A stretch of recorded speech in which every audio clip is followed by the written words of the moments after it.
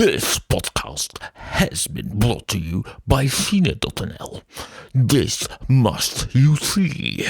Bah humbug. Will you please listen up to what I have to say? 'Cause we're in for some old-fashioned wrestling today. Not the violent, oily, opposerish kind, but the kind that involves pins and thumbs you will find. 'Cause it's thumb wrestling time. Yes, it's thumb wrestling time. So we will discuss pros and cons, faults and pluses of all your favorite movies. And we will ponder the merits of cinema in this WrestleMania. 'Cause it's thumb wrestling time. Yes, it's thumb wrestling time. Yes, it's thumb wrestling time. Ho, ho, ho, pot people. Wow! Yes, that's from Invasion of the Body Snatchers. Welcome again. This is another episode of Thumb Wrestling, the podcast in which I, Ruud Vos, will be disagreeing with not one this time, but two podcasts about a certain film that is Christmassy.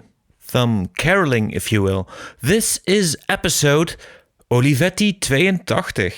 Episode Sport Lotto 82. Yeah, I've run out of recognizable movie titles with a number in it a long time ago, but I'm keeping this up. Anyway, this is our very first English language Christmas episode, and I think for a Dutch audience it might prove mostly educational, because we will be talking about a film that has no reputation whatsoever in the Netherlands. It's A Christmas Story from my birth year, 1983, and made by director Bob Clark. It's based on a collection of short stories, In God We Trust, All Others Pay Cash, which was written by American author Gene Shepard, and it follows the exploits of a young boy named Ralphie who would really like to get a BB gun for Christmas. But everyone keeps telling him, "A BB gun? You'll shoot your eye out." But before we even get to Christmas, Ralphie and his family and his friends have all kinds of small misadventures. It's very episodic. So, for instance, Dad wins a lamp that is shaped like a sexy woman's leg. Ralphie's friend gets his tongue frozen stuck to a lamppost. There are bullies and a very frightening Santa Claus. And Ralphie's little brother has to wear a coat that's so thick that he can't even get his arms down. In the United States, this is a very well-beloved movie, especially because it's on a loop on Christmas Day, just for 24 hours. You can just tune into it at any point and start watching, and stop watching whenever you feel like it.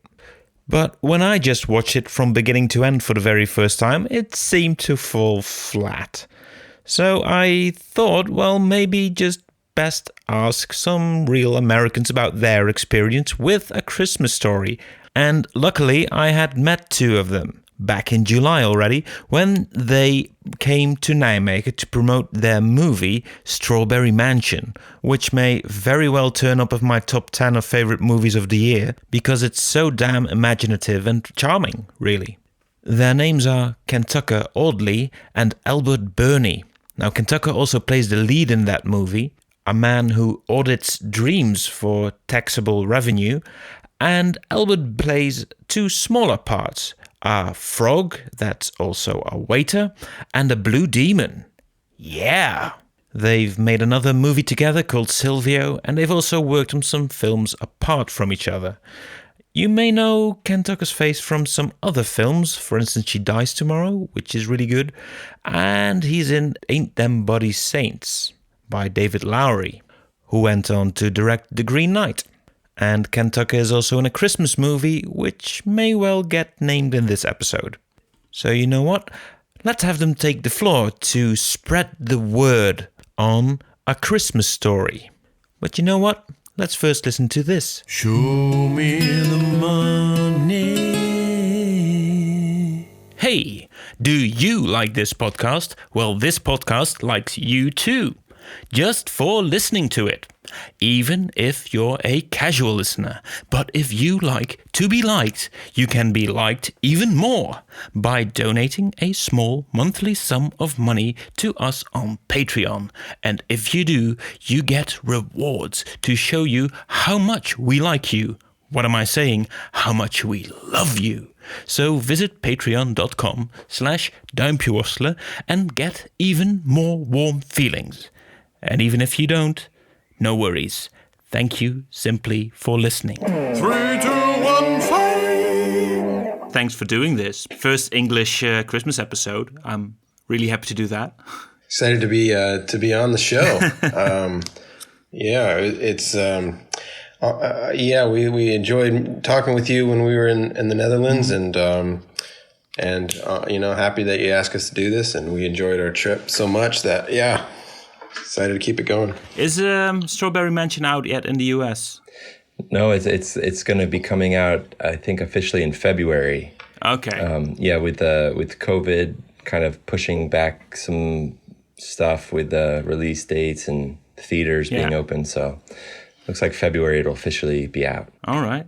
The Netherlands got the first sneak peek. They it was released there before, like months before it will be released anywhere else. So. Yeah. After you came around, I spoke to many people who also enjoyed it very much. So it has done quite well, I think. That's great. Yeah, we were checking. I think when we came back home, we're looking at some of the theaters the next couple of weeks as it was playing, and it seemed like it was selling pretty briskly there, and we had such a wonderful week with audience and Q&As and all the different cities that we traveled to. So in connection to your own film, do you have any influence from the Christmas classic from 1983, A Christmas Story? Has it informed you in any way as a filmmaker? Watching the movie, I watched it again recently. It just makes you feel good. I guess like the feeling that it makes you feel, that was kind of what we were, aiming for. Although a lot of people don't feel good when they see Strawberry Mansion. That we were aiming to make people feel good, but different people feel good at different for different things. But I love its just warmth and sense of nostalgia and just texture and nothing direct, but trying to get there, just trying to make something that feels anywhere like that. Yeah, I would say it influenced me in the same way that like Wizard of Oz influenced me, or, some of like Snow White, the Disney animations I watched as a kid, just that like they were the first movies that made me love movies and want to watch them kind of over and over again. Like we had a VHS tape of A Christmas Story, and this is back before it kind of was shown on TV 24 hours a day around Christmas time. Yeah, it's just one day where it's just on a loop, right? Right. Yeah. And that's, I appreciate that now, just because I know I won't miss it. Like I'll be able to at some point during the day turn on the TV and watch 10, 15, 20 minutes of it and get my fix. But I think it was one of those first movies that, you just wanted to like watch not only every year around Christmas, but I think my sister and I would even watch it like other times, throughout the year, just like back when your like family VHS collection was like maybe 7 tapes or something, 10 tapes. You didn't have many options. It was like before we had cable TV or anything. So you just didn't feel you're not aware of Christmas is around that time. So fuck it, I'm just gonna watch it right now. It's a good, it was a movie that I think as a kid you were excited to watch, and as an adult now, it's like it's interesting because it was made in 1983, but it's about the 1940s. Yeah, and here we are. It feels like it was made in the 60s. Yeah, it definitely. It doesn't feel like an 80s movie. Like it feels already like it was timeless. The way that they kind of already looking backwards. But yeah, I'd say it was influential. That's a very funny idea to watch a Christmas movie year round. I feel like, as a kid, you don't really think about it, but because you haven't been taught yet, like, only watch Christmas movies during Christmas. It's just because like it's such a strong atmosphere and set of images, and the snow and the clothes, and it's just like, as an adult, like watching it a couple days ago, it felt like it's strange to watch a movie. Yeah, it does feel a little strange to watch the Christmas movie, like especially like around Halloween. In America, like Halloween starts. I don't even know if you celebrate Halloween in the Netherlands. We're starting to. It's something that's coming up a bit. Mm-hmm. Yeah, but we'll keep it going because it's a good one. Yeah. I know. But yeah, it starts October 1st. It's just like full Spooktober. Everyone goes crazy. That's the day I watched this, October 1st, and it's just like different holidays, skipping around from holiday visions. But yeah, does it mess up your feeling of time? Yeah, it does. It feels like although I love Halloween, but also it was kind of nice to just get a little sneak preview of what we got coming in December. Yeah, when I heard you were watching it, Kentucker, I was like, you're brave. I can't do that. I couldn't do that. Like, did you not? I didn't rewatch it. I mean, I can tell you, I have that movie memorized. I know, I feel that movie. So for me, I could watch it December 1st to December 25th. I can't watch it. That's my window. Oh, you fully converted. Yeah, ever since, as a kid, you've become an adult. I've become an adult. And the day after Christmas, I don't want to see it. It's like, it would make me feel nauseous to watch it the day after Christmas. I was worried about it. I was fully bracing for that nausea. I wouldn't say it came too heavily though. Yeah. But yes, you've both already touched upon it, but I also asked you for a mini review to start the conversation of and get us in the mood with talking about this. So what are your mini reviews? Who wants to take it first?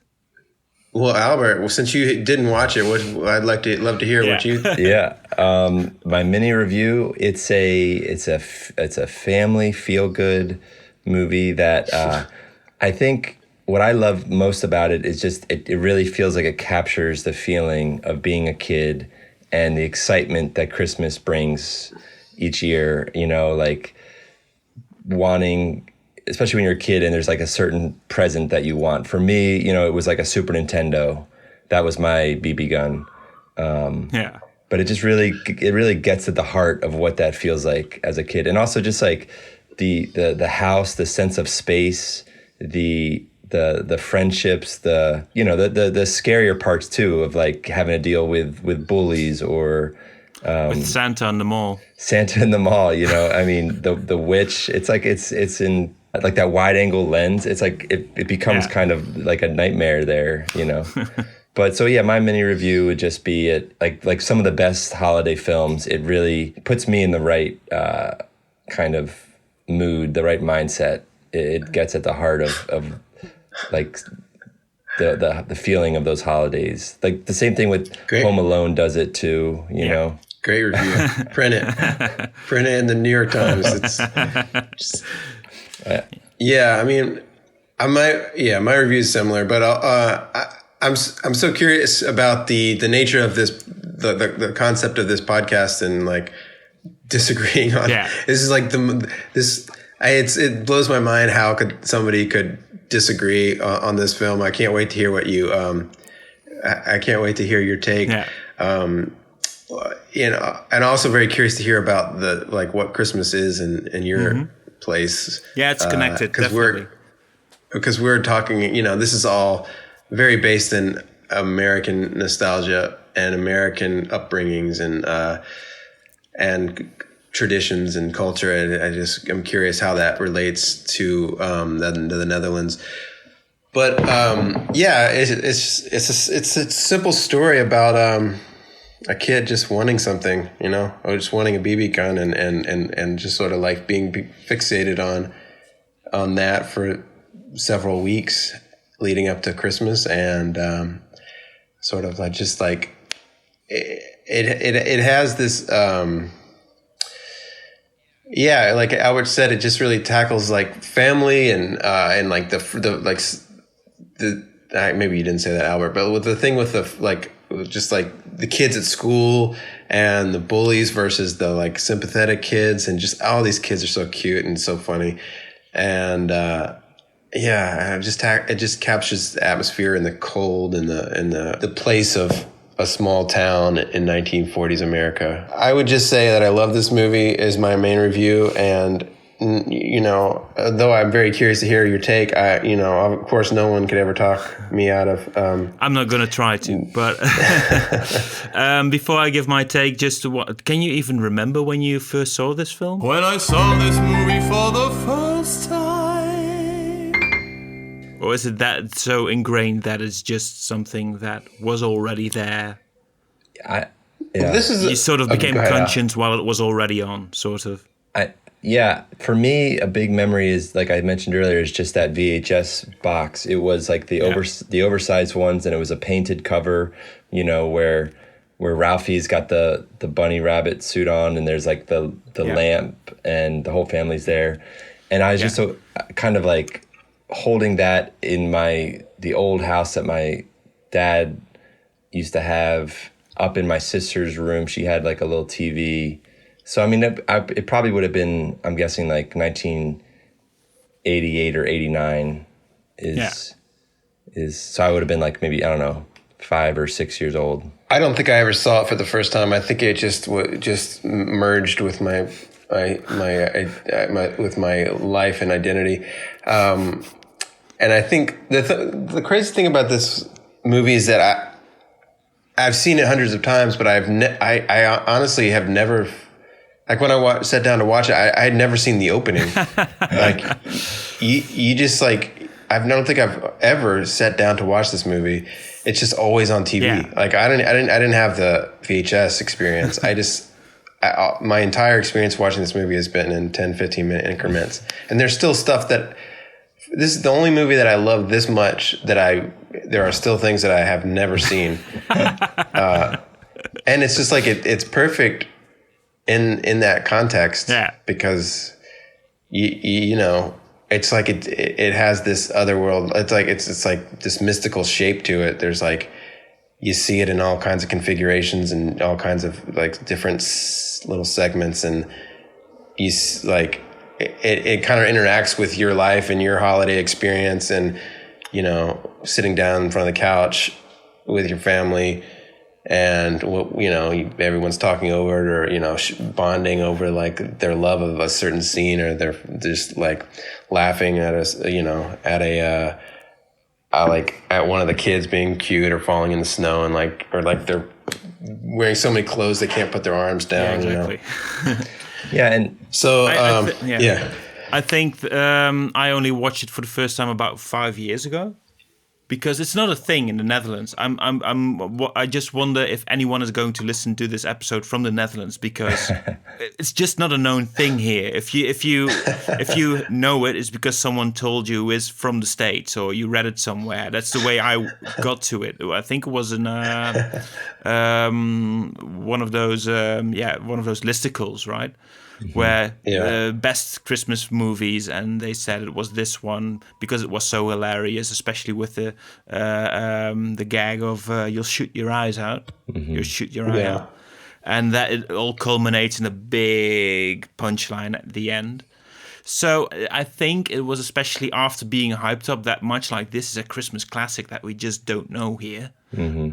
That was when I felt most disappointed. I rewatched it again today, and I warmed to it more because I knew what it is. Mm-hmm. I knew that I wasn't going to laugh very hard out loud, but just get Christmas feelings, and that's great. Mm-hmm. But it does feel still like it's not really meant to ever have been shown in the cinemas, even though it was. It looks like it was made for TV. So much of the experience is just the repetition, exactly, and the interact. Yeah, and it works best way on that level. And as you said, just in increments maybe, but just the episodicness of the movie works really well on television, where you just go in and go out whenever you feel like it. But you put it on, and you notice, hey, A Christmas Story is on, and you keep watching. Mm-hmm. And it's also, like I mentioned earlier, Wizard of Oz. It kind of has that same thing where you go kind of from like song to song, character introduction to character introduction, and that's another movie that just, you know, is wonderful to watch on TV in increments. But yeah, it's interesting. You know, it's tough when when you grew up watching a movie and you saw, you know, like a movie like The Goonies or these certain like treasured family films, trying to explain those to someone who never saw it as a kid and trying to tell them as like an adult, like, oh, you gotta watch this. It's so tough because so much of the enjoyment of the film is that nostalgia, or just like seeing it many times over the years, from like when you're a kid to an adolescent to an adult, and it like grows with you as you grow, and to like come into that as, you know, as an adult, I could see that being difficult. Yeah. E.T. phone home. What was your first reaction to seeing it for the first time? Just especially, is this it? That was it. It was being built up so much that it really was a very big, is this really it? Like, the whole time you were thinking that, or just like at the end, they were just like, oh, that was all? well, I think the end was built up the most, but already during it sort of drags, not in a bad way. It drags in a good way, I would say, now on second viewing. But if you see it for the first time, you see it drag that way and just not leading anywhere. 100%. You know, it starts very simple, like 5 minutes in, you know what he wants. You know, it's a very cinematic, like, okay, this is what you do in movies. You like set up what they want and then you have them go get it. But like this movie, it sets that up very clearly. But then it's very meandering the way that he goes about getting it. It's very episodic. And I can, It's sort of like an extra through line, even though it's based on a collection of short stories. Yeah. But so was Trainspotting, but they've somehow managed to make that into a film, and I don't know how, even though it's still very episodic. It's so interesting the way that people talk about things working or not, you know, because it's so contextual. I wouldn't say that this doesn't work, but it works in a different level, and you have to adjust to it. Yeah. I think that I would say most movies, if not all, you know, you kind of have to work on its level for it to work. Yeah. Or you have to like find the context, or you have to like find your way into it. And just because it doesn't work on the first time doesn't mean it doesn't work. But you know, the way that we talk about films, oftentimes it's like, oh, this doesn't work. This doesn't work. Yeah. You know, and trying to have some perspective on A Christmas Story, I can see like certain things that I feel like, oh, okay, like the dad character is a little hammy, like it, you know, like I never thought that when I was a kid, but I was like, oh, maybe he felt a little too theatrical or acty to me, and like there are certain things you're like, oh, okay, that's. I don't know. There's only one thing in the movie where I thought this time around where I felt a bit like that wasn't necessary, and that's where he reads the box and it goes, fragile, is it from Italy? And then the mother goes, no. And yeah, exactly. That's a good example. That's one of those things where I think that is maybe a bit cornier and a bit more idiotic for his character than it needs, but definitely it's fine, you know. I don't really care about it. It doesn't anger me that the joke is in there, because it's also in a way it's kind of interesting. I disagree. I think that's it needs to be in there, and it's an integral part of the humor and of his character. Did you find that funny when you were a kid? Albert? I think I've been watching it for so long that I didn't even get it. My first probably 10 viewings, I didn't know that it was supposed to be fragile. And that's one of the joys of, like, as you get older, you know, you can keep watching a movie and all of a sudden it's like, I never knew that joke was even in there before. It's the joys of getting older, knowing what fragile means. I mean, as a kid, I had no idea what fragile was supposed to be. So you were like him. Yeah. There's some corny jokes in there that I feel like that's a good example. And like even I feel like the whole father thread, I don't remember that as much. Like the thing about the I think you radiator. wouldn't have cared as much when you were a child. Yeah, totally. Kids don't care about the parents. Just tuning in for the kid stuff. And they do spend, you know, watching it this time, they do spend a lot more time with the parents or with the dad. With the lamp and the basement furnace, then and that stuff I feel like doesn't stick with you as much. I would say that the lamp sticks with you. The lamp is my favorite bit. Just the way it looks, the ridiculousness of it, and especially the way the mother has an instant dislike to it. Yeah. That is great. The only thing that I like less about that storyline is that it's sort of announced that there's a war around the lamp. And after the first scene where the mother just turns off the lamp when they leave the house and goes, "Oh, we need to save energy." The next time you see it is when she breaks it. So what war?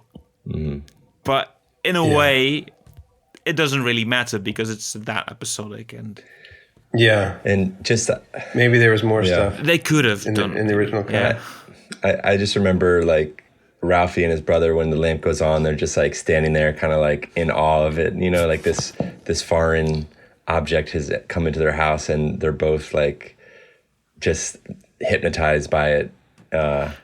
Well, especially Ralphie, who keeps caressing it a bit. Yeah. So that's sort of a sexual awakening point angle there that isn't very much explored. Yeah. It's like I don't think you want to explore too much in this movie. You know, it's like it's just enough. You know, like it doesn't the same way that like, you know, when he curses when he drops the bolts, changing, he's like fudge. You know, like the movie is so innocent and it's so pure. It does touch upon those things. I think that is kind of interesting. Yeah, like it's they're lurking there, and as a kid, you know that it's like there's some adult things right outside, you know, the edge of the movie, but the movie kind of protects you a little bit and kind of holds you in its loving embrace. But I do like that adult Ralphie, voiced by the writer of the book, Gene Shepard, actually calls the lamp electric sex at some point. Yeah. That's pretty subtle the way that they use. I don't think I ever noticed that until this viewing. But yeah, the lamp is great. It's almost like you forget like why he got the lamp. I guess maybe I never knew. It was an award with his work, correct? He did the puzzle in the newspaper, and he says he won something. I'm not sure if it's from the puzzle, but I sort of construed it that way this time. Yeah, I thought it was like something he was proud of that he like got at work, but I guess he's still proud that he won the prize. Yeah, that's still proud that he won the prize, and then he has all the neighbors come and look at it from afar. Yeah. I mean, and then like he's like digging in the box. He's like his whole body's in the box, just like like combing through the way too large a box, which is also a nice small comedy touch. Mm-hmm. But that's it. All these things that I think are humorous, but not necessarily laugh out loud funny. It's not a criticism of it. It's just a different way of looking at it. Because I never really thought of it as laugh out loud funny. Yeah. No.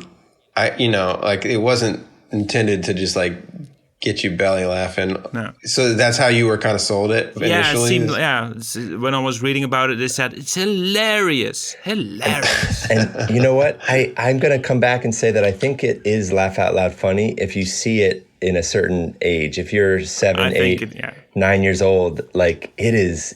I remember laughing out loud. I remember seeing Ralphie come down in like the bunny outfit and just like losing it. And I think that will be one that's very good for the kids. Yeah. And so I think probably like the writers who say this is the funniest movie, I think they might have watched it as children, or I would think so. Yeah, grow up with it, because I think then it's like even nowadays, like. Yeah, I'm not thinking it's a laugh out loud movie, but when I watch it, I think in the context of there's like a turkey cooking in the other room, and you got you know my nieces and nephew are watching it for the first time or for the third time in their young lives, and everyone's kind of walking in and out of the room, and there's wrapping paper all around. You know, you laugh in that context. Like, I'll still laugh in that context, or I'll still I'll laugh at the idea of my young self laughing. You know, like it's so deep in there. There was a couple moments that I actually laughed out loud. Oh yeah, I did that too now as well. But for the first time, there was one I think that maybe more from the parents' perspective or the mom's perspective, like when he's getting dressed for school and he can't put his arms down. She says, like, you can put your arms down when you get to school. I was like, that line really made me laugh. That was the first time I laughed out loud this viewing. And then when he says fudge, like, I laughed out loud. I think there was maybe a couple more, but I'm forgetting. One of my favorite quotes from the film this time around was when the dad goes, when mom has broken the lamp. So the old man goes like, get some glue. She says, we're out of glue. And then he goes, you use up all the glue on purpose. And That is just so great. Yeah. Totally. I wonder with some of these things, maybe there's also a bit of improvisation going in there, but I think it's just the writings from Gene Shepard. I mean, that is something that you never would have thought was funny as a kid. No, exactly. So there's lots. You just don't know the relationship dynamics. You know, like kids would never remember that part. It's like, but it's so like adult humor. The kids love him beating up the bully and stuff like that. Yeah. But there is, interestingly, quite a lot of it in there, which kind of looks like it is for adults watching it. Like just the voiceover, the remembrance of old Ralph. Mm-hmm. Yeah. The way it's phrased with just seeped in irony and nostalgia. It's really worded in a way that just appeals to adults, I think. Mm-hmm. I got to circle back to another line that I laughed at. When he does the Little Orphan Annie and he decoded message. Yeah. And like he's built this thing up so much, and he's just so excited to see this secret message and like feel like he's a part of this secret club, and all it says is "Be sure to drink your Ovaltine." Yeah.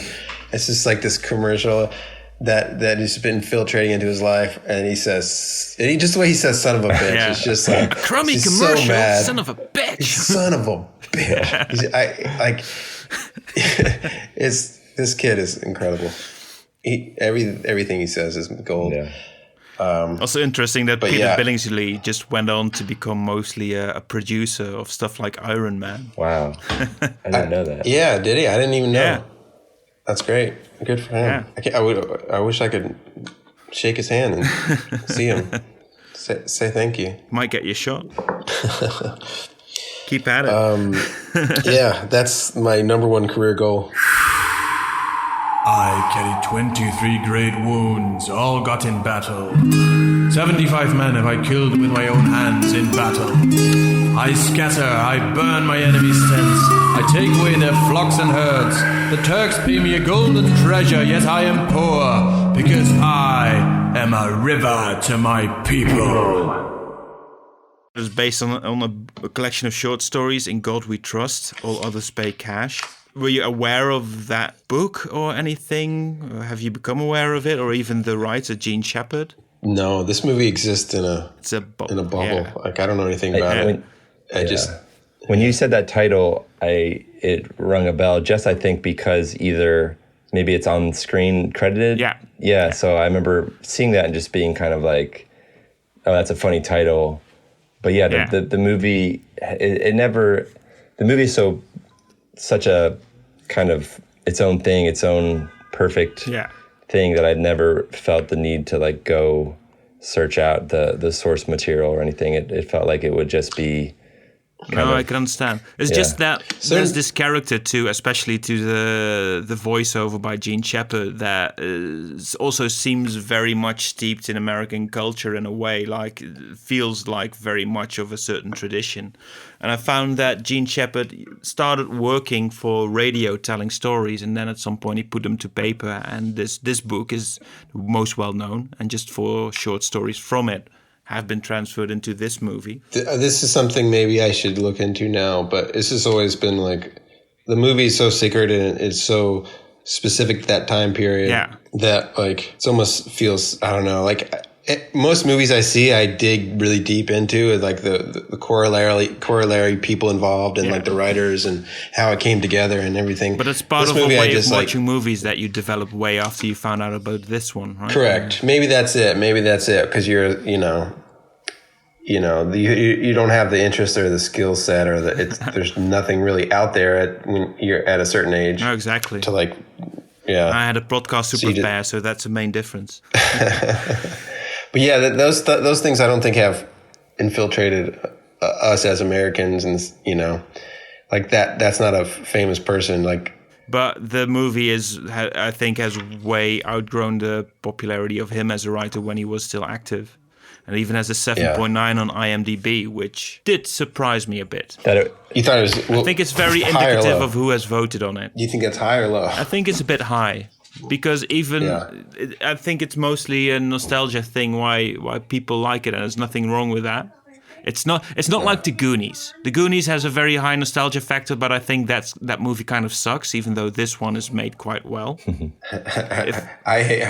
I'm not a Goonies guy either. I loved it when I was a kid, but but Albert will fight you on that. Well, again, like that's one I haven't watched in a long time. It was a very special film and a part of my life, but maybe it doesn't have the Christmas angle, so I don't feel the need to put it on. But yeah, that I've stopped trying to defend that one to people because I don't know if I even would like it if I watch it today.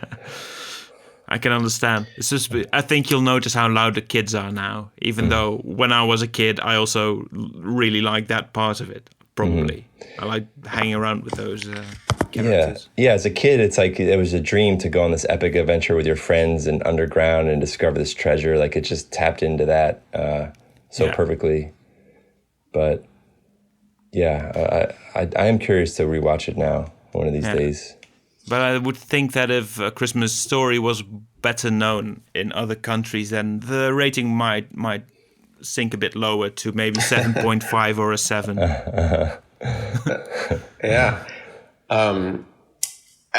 That's probably like the dynamics of how a movie gets a good rating on IMDb are interesting, and like just how much they've pushed into our culture and how much they've like spread the globe, and like who's voting on it, and there's a lot to dig into there. Yeah.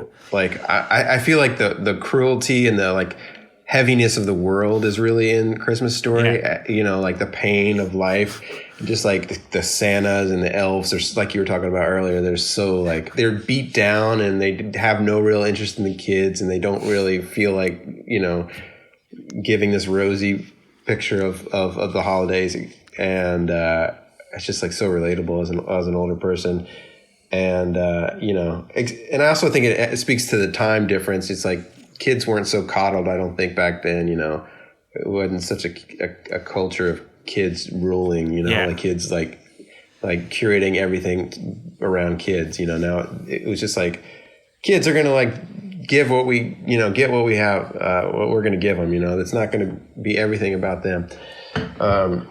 But yeah, they're like the elves are so rough with the kids and rude, and just like it's the parents like seem so scared, and I mean like the adults seem so scary. Yeah, Christmas Story has a lot of adult characters that are like multidimensional or like the parents and the teacher and the Santa and the elves. And I think Goonies, it just has like those two guys chasing them and like the old woman, and they're just the Fratellis. Yeah, the Fratellis. You don't really like. It's definitely from the kids' perspective. So as an adult, maybe it's harder to like find that the joy in it. You can just watch it maybe for nostalgia's sake, but that can only get you so far. The dad is like timing himself to change the tire. It's just like these are things that kids mean nothing. And then, but as an adult, you're like, that's clever. and like how mad that their dad is going to be. Like that was another thing. I just love how the kids know that dad can't be mad, and if he gets too mad, it's going to be a lot of trouble for people. Yeah. Like when the brother's hiding under the sink. Yeah. And dad's gonna kill Ralphie. Yeah. And just like the mom lying to protect Ralphie to the dad, like that's such a sweet moment. Yeah, but now as an adult, you notice way more that the mother cushions it for Ralphie by sort of distracting the dad and saying, no, I took care of it, it's fine. Yeah. There's nothing. Definitely. And that was beautiful. Yeah, asking a question about like the paper or something, or, getting him. He's such a simple kind of like guy. You just get his like distract him. Totally worked. Yeah. It 100% worked. Just say one thing that's, going to distract him, and he's just like on to the next. And Darren McGavin, who plays the dad, he was 60 when he played this role. And this time when I put it on, just for a couple of seconds, I figured, that's a bit old. He also looks a bit older than the mom. And then I figured, well, actually, this is kind of how parents look like, what they look like to their children. Yeah. Dad looks kind of sort of old, and mom looks a bit angelic and caring. Yeah, that's a good point. Yeah, it's like if we look at it through reality standards, it might be a little bit off, but like through the vision of the lens of a kid, that like, yeah, your dad is this like scary beast of a man who goes down and wages war in the basement. Yeah. No, actually, Bob Clark, the director of A Christmas Story, also directed Black Christmas. Yeah, the horror movie. I saw that. I watched it last year. I really enjoyed it, by the way. It also just feels very akin to the Texas Chainsaw Massacre, the original one, like the way it feels just nasty in some ways. Mm-hmm. Taps into some of the I don't want to go there. Come on, Bob. Yeah. Well, Peter Billingsley actually said that if he wanted to make a Christmas story, that he had to promise to make a new horror film. I think he didn't do it, but he did get to make a Christmas story, so he probably did make the promise. Yeah. Interesting. Yeah. Carpe diem, seize the day, boys, make your lives extraordinary. There are two moments in the movie that I would consider a bit more cinematic than the rest of it. You have the waging war in the basement. It seems a bit more like a television sitcom-y thing to me. Yeah. But when mom has a telephone call around the word fudge, then she's listening on the phone to the other woman who first goes, what? Yeah. Which you can hear, and then the other woman storms off and confronts the child, and you hear a story going on, and you hear it going on through the receiver, but also you see the reaction of the mom to it. And I thought that was a really good way of sound and image working together, which I really liked. I think there was quite a few sort of like cartoonish or surreal techniques that they use. Yeah, the other one was the Santa slide, which we already touched upon a bit with the different lenses. Yeah.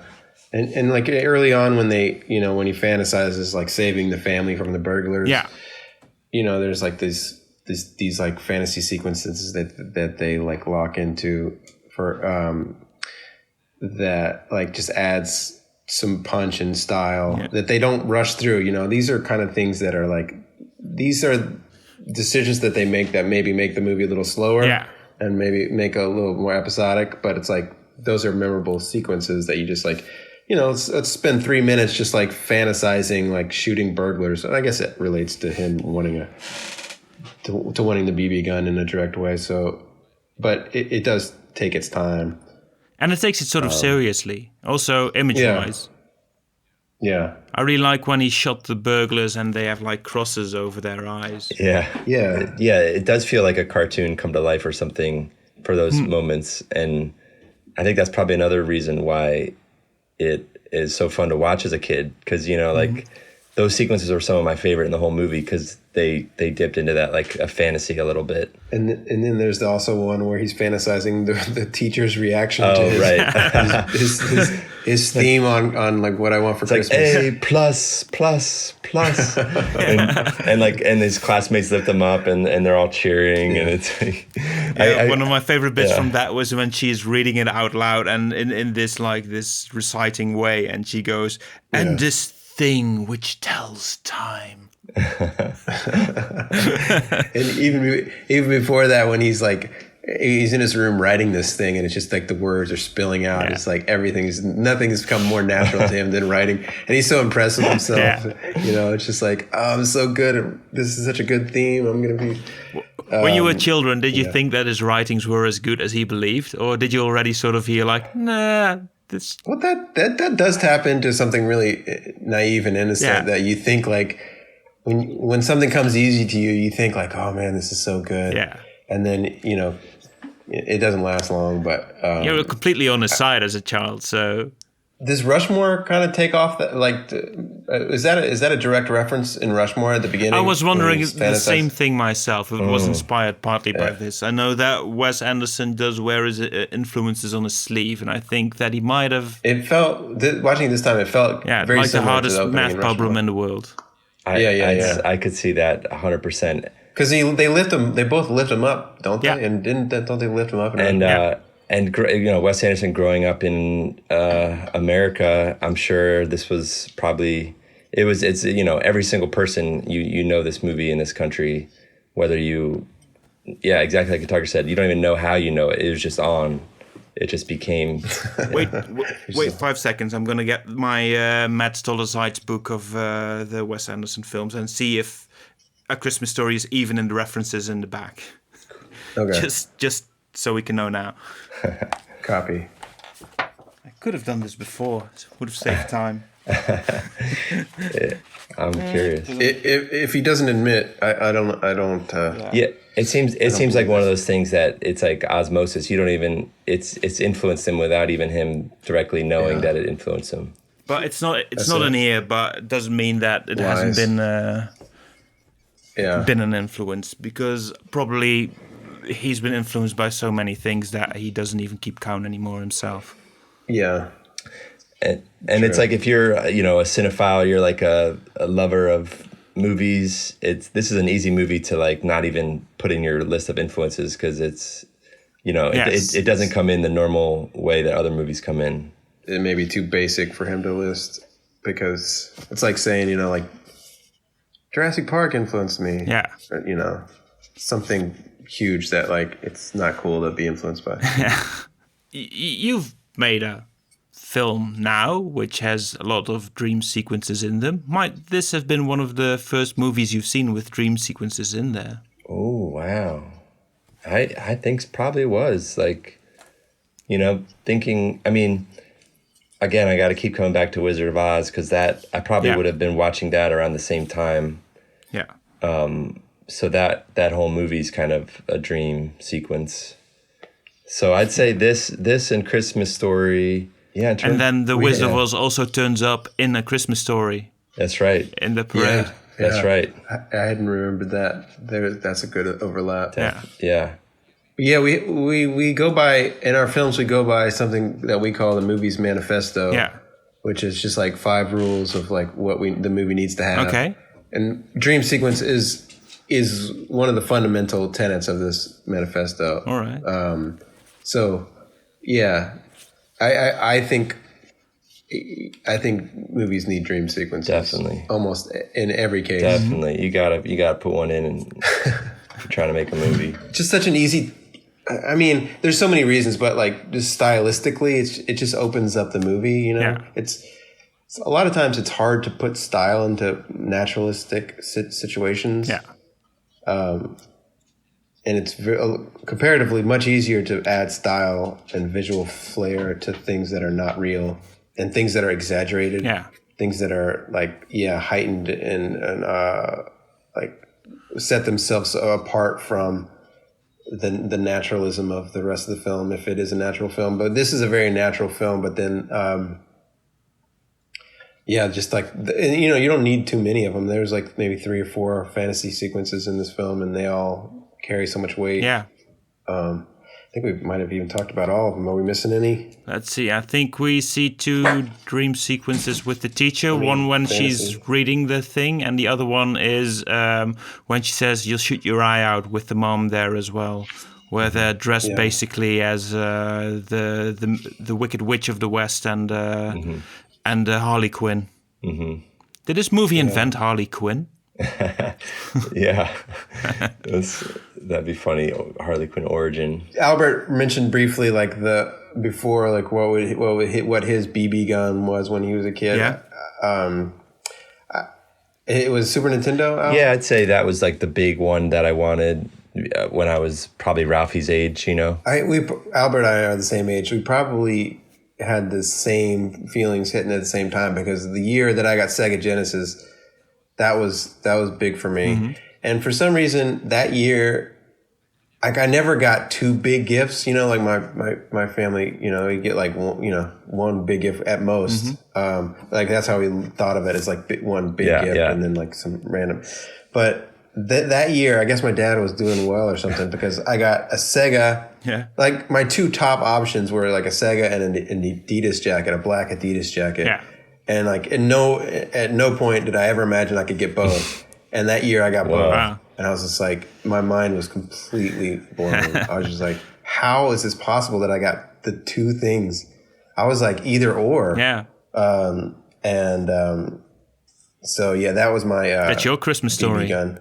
And That was my Christmas story. you telling that story just reminded me, like, the year I got the Super Nintendo, you know, I rushed down to the room with the tree, and there's all the presents under the tree, and you know, my sister and I are opening presents, and it's a wonderful Christmas morning. And I get to the end, and there was no Super Nintendo. And you know that feeling where you're just kind of like, well, it was okay. It's still like, it was a good Christmas. But you're like, inside, you're kind of like, oh, dang. And then my dad did something that's like kind of similar to the dad in Christmas Story. He was like, he kind of like got my attention. He's like, what's that over there? And and he had already opened it up and plugged it into the TV, and I had walked right by it. Like it was sitting there right in the open, but I was so focused on looking for a Super Nintendo box under the tree, you know? And so it was like, it was all plugged in, ready to go. I'm not even supposed to be here today. I really love how depressing this December is. It's like this beautiful time of year, but also there's so much sadness mixed up in it, and like looking back on your year, looking back on your life, and like the people that aren't there and the people that are there. And it's just such, like, of all the months of the year, there's such a power to December, or like some kind of melancholy magic that I just like eat it up, you know? And like with this movie is part of that, and like the songs on the radio, like, you know, you don't hear those songs the rest of the year, but if you put on like Silent Night on like December 12th, if I hear that on the radio, I'm gonna tear up. Yeah, well, it does feel like a nice climax for the year, the way that we think about it, like the way that we celebrate it, like sort of like all at once things start to like wrap up. So like the way that we think of years, it just kind of goes along, and then like all of a sudden in just December, everyone just panics essentially, and just like puts everything into the last month, and just like spends all your time with your family and your friends, and just like tries to like desperately remember what life is about. Yeah. While making listicles of which were your favorite movies of the year and stuff like that. Yeah. I mean, it's all in there. Like December gets so chaotic and hectic. And I honestly, I really love October 1st to December 31st, because for me, you got it's like these 3 holidays back to back. You got Halloween, which is its own kind of just a whole month to like celebrate scary things, you know, like watching horror movies, and the weather's getting colder and you start making soup. Like October, I'm inching into my feelings of December. Then you got November, where it just keeps going with Thanksgiving. And it's just crazy that like Thanksgiving and Christmas are so close together. Like these are like kind of the 2 holidays in this country where you're expected to like travel and be with family, and they put them so close together. You know, like the whole rest of the year, you're not really expected to like take a flight across the country or anything. But these 2 ones, it's like, you know, you have the most traveling of any of the other holidays. And then you're just like, January rolls around and you're just like spent, you know, you're like tired and broke, and it's like colder than it ever has been here. And so we'd love to export this template, this calendar to the Netherlands. If you guys want to go by it, it's working for us. Like it's a nice last 3 months if you guys want to start like thinking of your lives in this way. And living on the northern hemisphere, it sort of feels like natural that it's in a cold month where where it's good to be cooped up inside with people. Yeah, you get the fire going. You get a American football game on the TV, and you know you see. That's something we don't get either here. Yeah, I do get what you said about loving the winter months. I do that as well. That slight feeling of somberness, but sort of a pleasant variation on that, like not depression, but just feeling like a bit down, but in a nice way, something that you can ease into. Yeah. And when when a movie or a song taps into that, I think like Have Yourself a Merry Little Christmas from Meet Me in St. Louis, Judy Garland. Like I love that movie. It's a Christmas movie, but also it goes through, you know, a lot of holidays, Halloween. But that movie, it's like, or that song, which is from the movie, it captures that feeling so perfectly. You know, it's like just hoping that this year will be better than the last year, and like you hope that we're gonna be all right. And Yeah. It's just a good feeling to be like, it's like you're ending kind of the year hopeful for the next one, and looking back and like knowing that you got through the hard times, and we're gonna try again. With the slightly down feeling in winter, I don't think that A Christmas Story necessarily taps into that, but is a good accompaniment of that.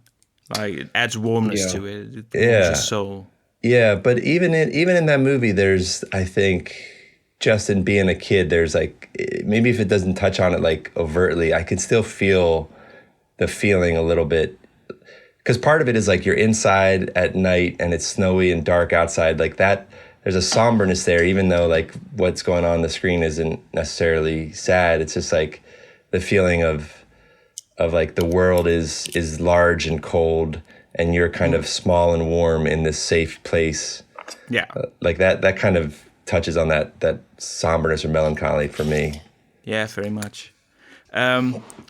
You already made the parallel to Rushmore, but when you have the gag with the tongue stuck to the lamppost, do you think, in hindsight, that Dumb and Dumber may have ruined that a bit? Because they go so further over the top with the same thing. I think there's room for two. Yeah, I like them both. But you know, I feel like this is the one for that for that gag. This is what I think of when I think of that gag. It's a very European perspective. This, like, we had a big Dumb and Dumber moment back in '94. Never had the Christmas Story moment. I love when the kids are at the window and at school. Looking out of their classroom when there's, you know, the teacher is noticing this for the first time. Yeah. And one of the kids was just like, "Holy cow, it's the fire department!" Yeah. It's just like this kid's perspective of like, that's when things are real. It's like, you know, it's like fire department coming. It's not that big of a deal, but it's like to the kid, it's just like, holy, it's the most amazing thing that's ever happened. And like, and all the friends who are a part of it are the ones who are just sitting in their seats, you know, like, just so guilty. One thing I really dug this time around was that I had a notice before that Zach Waters in this film. Who's that? The red-haired dude. He's the bully in this. Oh, okay. But become like a lower level kind of known actor since. Interesting. He's got a great look in the movie. Yeah. He's like perfectly Typecasting cast. starts very early for him. Yeah. Yeah. And his little sidekick is perfect too, you know. Yeah. There's the two of them together. Yeah, Scott Fargus. Yeah. But Ralphie says about him that he has yellow eyes. So do you think he has hepatitis? Yeah, the poor kid's just like sick. That's why he's so mean to everybody. He just he needs to go to the doctor. Hurt people. Yeah. You know, what's funny is like I never thought of myself as like a big gun guy, but I had a BB gun, you know, when I was probably 12 or 13. And I'm wondering if it was, you know, just from watching this movie. That's what I thought I needed to have at some point. Oh shit! It's the underbelly of this movie. We never thought about it. Just gun like violence planting in all of our kids like that. I don't know if either of you have seen this, but I did see that there was a sequel to Christmas Story. There are 2 sequels. Yeah, have you The seen sequels those? are not connected, but yeah, I haven't seen any of them. The first one, My Summer Story from 1994, directed by the same director, Bob Clark. Bob Clark. Yeah, and narrated by Gene Shepard again. Yeah. So high connectivity. But I've seen the trailer for it today, and it looks, even more bogged down to the comedy of it, like even more cheesy, like influenced by stuff that isn't Home Alone, but that came from Home Alone, like Baby's Day Out and stuff like that. Yeah. Like that style, but even worse. Yeah. Well, we mentioned, I mean, I'd be curious to watch those, but also, I guess they're not good. No, Yeah, probably not. If we haven't heard about them, it's probably for a reason. Yeah. But A Summer Story is also retitled It Runs in the Family. Too bad name. Yeah. But that was with Charles Grodin as the dad. Yeah, Charles Grodin, Mary Steenburgen as the mom, and then you got the Kieran Culkin. Yeah. and another Ralphie. Culkin. Yeah. Yeah. You both mentioned Home Alone, but if we're going to move on to the recommendations or the movies that we top 3 other Christmas movies, if we want to move on to that section. Before we do that, I have one other section that I have to do because I'm giving it the thumbs down. Improvementario. The movie works best if you have a relationship with it. So maybe it's not for the first viewing, maybe it's for a later viewing. So I'm not going to say that I want to change stuff about the film. What I'm going to change is that, basically my way of watching it. So I think I should give myself the Ludovico treatment from A Clockwork Orange with just watching that movie for about maybe a month or so. Probably that'll improve it.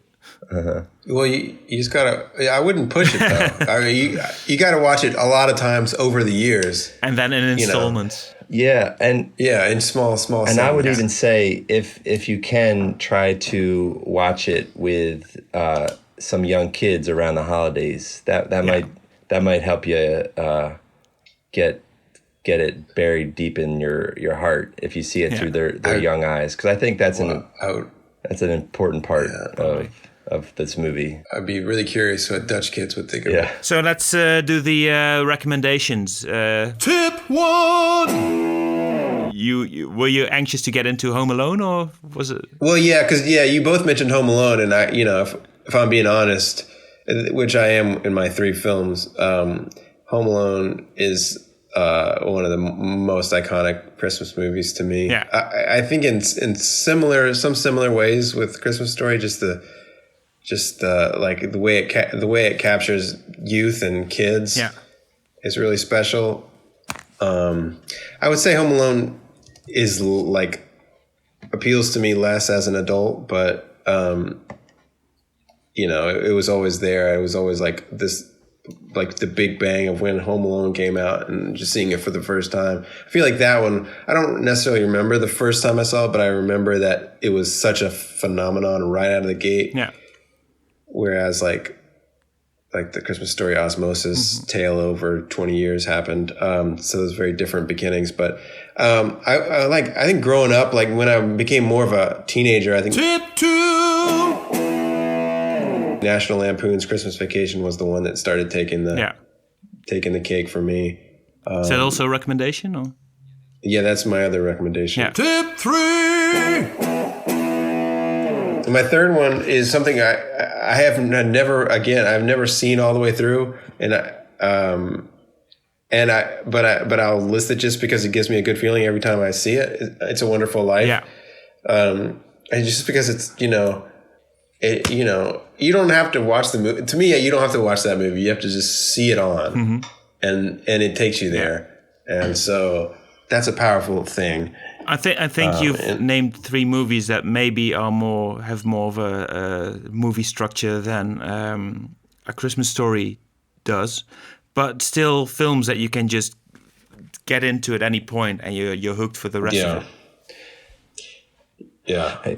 If I could respond to Kentucker's picks for a second, It's a Wonderful Life. I haven't been able to watch it more recently because the whole movie, I think it just, and this is part of just the story, but it just shits on him over and over again. Yeah. It's just like, and I know that you get the big payoff in the last scene, and then he sees what life would be like without him and everything. But it's almost like to get there is so painful for me. I can't. It is gut wrenching. It's gut wrenching, and I that's why you don't watch it. I haven't been able to watch it. But now, just look at it. Now, Home Alone is interesting in our country because that is a Christmas movie because it takes place, over Christmas. The final, when she comes home at the end, it's Christmas morning and everything. But that is played usually on Thanksgiving at the end of November, and to me, it's like the most wonderful kind of like. This is the beginning of our Christmas journey this year. It's Thanksgiving, we're here, Home Alone's on TV, and it's all going to be all right. I mean, that movie, I think I've probably seen that almost as many times as Christmas Story at this point. And it's got a little bit more, you can watch it, not only it's one of those rare Christmas movies that kind of bleeds out of December, and you can watch it year round.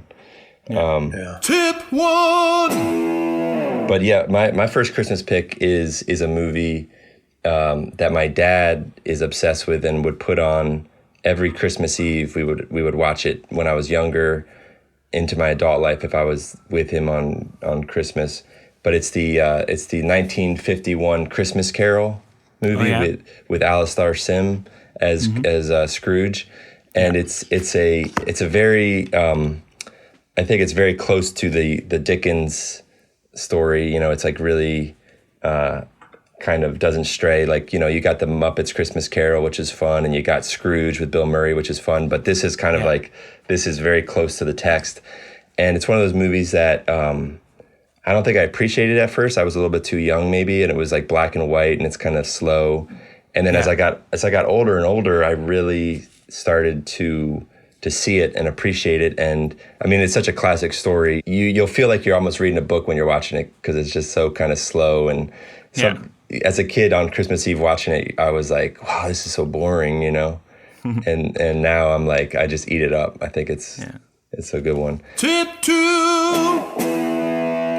Yeah, the second one, I'm going to say a movie that actually Kentucker acted in a couple years ago called Christmas Again. And I'm not just saying it because Kentucker's in it. I think it's legitimately a modern Christmas classic that has entered my yearly viewing now. I've watched it a couple years in a row, and I've brought some of my family, converted them. Some of them now are in the Christmas Again, but it's just it's about a Christmas tree salesman over the course of a month, just selling Christmas trees in Brooklyn, New York, from a little lot, you know. So like in New York City, empty lots will become Christmas tree, or you know, parts of the sidewalk even will become Christmas tree sales spots or whatever. But yeah, that's a movie that just really captures this feeling we've been talking about of kind of like what the end of the year feels like when it's cold and you're, but all centered around this tree, you know, these trees that you're selling and the different people that are coming to buy them, and the loneliness and the heartache. Thanks, Al. Yeah. I'm glad you like it. Where can I find it? Yeah. Do you think? Yeah, it's on. It's on Amazon, I think. It's on places. Okay. At least here it's on Prime. Tip 3. I'm thinking of my third one now. I mean, all the ones that Kentucker mentioned are big. There's one that's kind of crept in now, and I've watched it a couple years in a row, or maybe every other year. It's kind of a basic one, but that Elf is pretty good with Will Ferrell. You know, like just Will Ferrell kind of as this like lovable guy, this elf. I mean, that's fun. That's a good one. Let him goof around. It's great. Yeah. Christmas is a good time to just go with the crowd and like just say the obvious movies and watch the obvious movies, and you know, it's like so much of the year we try to establish ourselves as unique identities and like watching things that other people don't watch or having different opinions. But Christmas is a good time to just just like sink in with the crowd and just watch the same ones. Yeah, exactly. It feels good, you know. It feels good. Just let yourself laugh with Will Ferrell and be a bit mawkish. It's nice. Dwell in it. You're with your family. Exactly. You know, you can't watch anything weird. And so we fought and we battled as we beat each other up. Both of us tried hard and we both failed. Yes, I had you by the thumbs, but neither of us won. Only the love for cinema prevailed.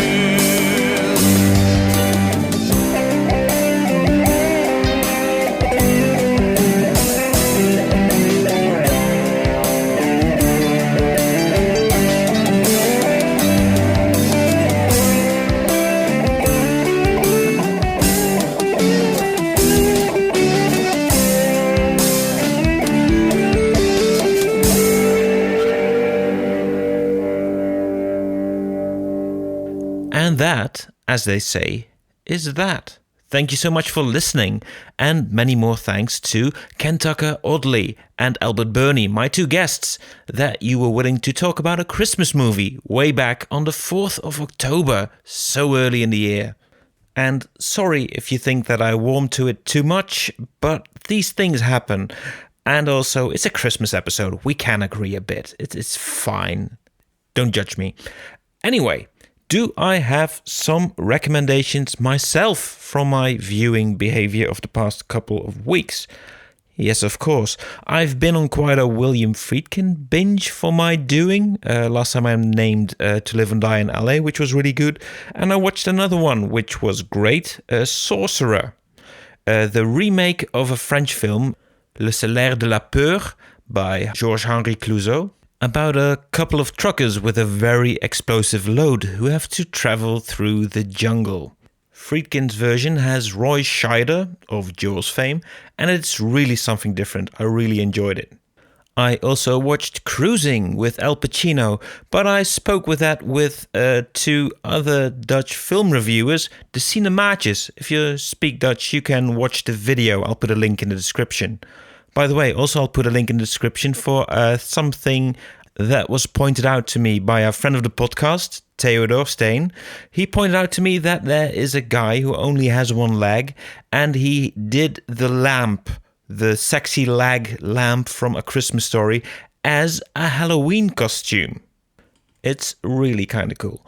But I'm trailing off. Another thing that I can really recommend is A Fistful of Dynamite by Sergio Leone, one of his last movies. Well, it's his one before last movie before he did Once Upon a Time in America, just a decade later almost. It's sort of his last spaghetti western, but it's also about the Mexican Revolution, and there's an Irish IRA bomber in there. It's a weird mix. It trails off all over the place, and it's still very engaging and very entertaining. And if you're not into old movies, just watch Freaky, a body swap film with a serial killer played by Vince Vaughn. What more can you ask?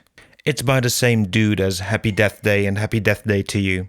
Anyway, this has been a cinema production presented and edited by me, Ruud, de 20e Eeuwse Vos, and with jingles by the genius, Roy Grutters.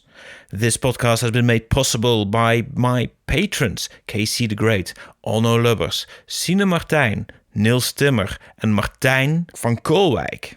If you'd also like to contribute a bit, then just go to patreon.com/duimpjeworstelen. Yes, it's the Dutch title. And you can also find us on the social media platforms, Facebook, Twitter, Instagram, and of course on Letterboxd. And should you so wish to send me some jolly Christmas hate mail, do so at duimpjeworstelen@gmail.com. Please tune back in again in 2 weeks for the last episode of the year, 2021. And in the meantime, happy holidays. Cheerio! Ladies and gentlemen, could we have an enormous round of applause, please, for our host, who has once again succeeded in bringing to us a plethora of top-notch, cinematographically themed entertainment. We have had an absolute ball, have we not? Next time on Thumb Wrestling. En je gaat nooit op welke dag? 8 augustus. Dus dat is precies op de dag. Vandaag. Ja, dus de dag dat we dit opnemen is precies exact 17 jaar geleden. Oké. Dat is bizar, hè? Dat vond ik gewoon toeval. Ja, of juist niet. Dat is het losbestemming. nee, dat is toeval. Kijk, de discussie gaat nou al beginnen, dames en heren. This podcast employs a strict only like and subscribe if you really want to policy. Okay, bye.